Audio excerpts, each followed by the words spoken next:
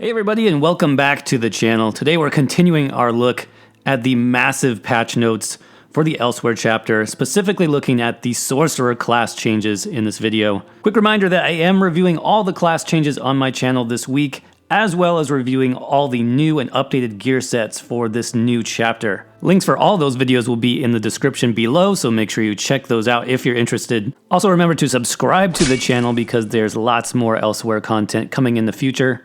That being said, let's see what's going on with the Sorcerer this patch. So let's start with the Dark Magic skill line.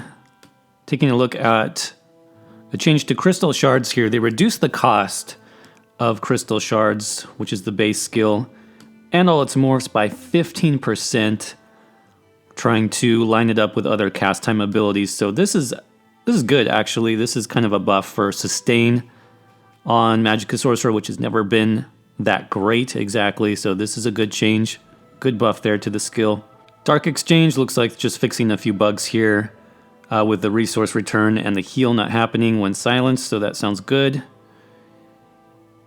In case is the Sorcerer Root skill, if you're not familiar with that. So they reduced the duration to 4 seconds, which doesn't sound like a big deal to me.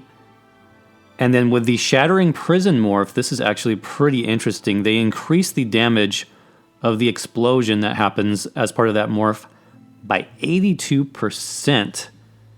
That sounds like quite a lot. Basically, they wanted to make this more similar to other AoE instant abilities, similar to Impulse, they mention. So, wow, this seems like a pretty big buff to the damage coming out of that skill. So this is interesting. Going to be an interesting choice for PvP, maybe even for some PvE builds, tank builds possibly use this more than other setups, so we'll see. But that is quite a large buff on that skill. Negate, which is the Sorcerer Ultimate for this line, just got a couple of bug fixes here. A better tooltip description is always useful, especially for new players. I really like when they do this. Okay, moving on to Daedric Summoning. This is basically the pet skill line, so if you're a pet Sorc, this is what you'll want to pay attention to. I do have a couple of pet Sorc builds that I use, so this is interesting to me. So some changes to Curse here. Basically, it looks like the detonation part could be blocked in the past, so that's been updated. And then Daedric Prey, which is more like the pet build morph. This has been reworked slightly. So instead of increasing the damage, it now has reduced cost, which I actually like this change. This is really good. That's quite a bit of reduced cost, 2100 versus 2400. This does have a 6-second cast time, so you will be saving quite a lot over the duration. What I really like is this new functionality. Check this out. So the skill itself is now a taunt, a pet taunt.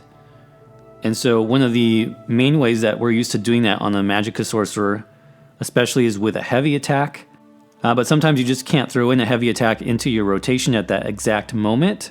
So having this ability also do a pet taunt is awesome, because it's a pet ability, it's for pet Sorcs. So I really like this change. Hopefully it works the way they describe it. Basically, as soon as you activate this skill, your pets will stick on that target, which is really good. I like this change. One of the changes I don't like as much is this damage reduction. So this is a nerf, fairly big actually, down to 40% from 55%.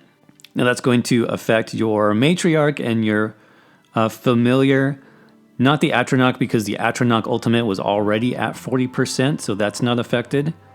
But your basic pets will be going down 15% in damage. So we'll have to see overall how much that affects the DPS of that pet Sorc setup, but that is definitely a nerf as far as the damage goes. Slight update here with Hardened Ward. I don't think this really matters. Apparently it wasn't getting the bonus that it should, but we know that this skill is health capped, and that's really the only thing that matters, is once you hit that 50% of your health, you can't increase the skill no matter what. So I don't think this is a big deal. And then moving on to our last skill tree here, this is the Storm Calling skill line. Fixed an issue with Bolt Escape. Apparently you could stun behind walls. I've seen it stun through walls. This is just generally a pretty buggy skill. So hopefully that does make it a little bit more avoidable with line of sight. That'll be nice if you're facing either a Stamina or a Magicka Sorcerer. Now, for this Morph Streak, this has a major change here that is easy to miss. So it now scales with your highest offensive stats. So that being either Stamina and weapon damage or Magicka and spell damage. Okay, they also increase the stun from 1.8 seconds to 3 seconds. Okay, that's a pretty big increase for the stun. But really, the main change here is that Stamina Sorcs will now get better scaling. You'll get more damage.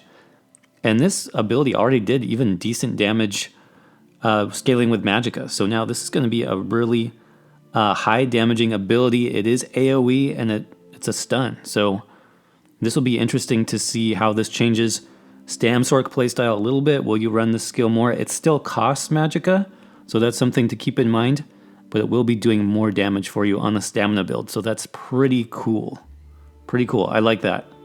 Lightning Form. I didn't know this, but apparently Boundless Storm, which is the Magicka morph of the skill, apparently it didn't grant full speed. It started low at 2.5 and then it ranked up. So it's going to be 4 seconds at rank 1 of Major Expedition. So that's good for a new player. Just some extra speed there as you're leveling up. And the damage is actually going to increase for each rank. Not very much damage, but it does scale up slightly. So that's good to know. Now, Lightning Splash got some interesting changes here to duration. So it's now 8 seconds for the base ability and the morph, up from 6 seconds.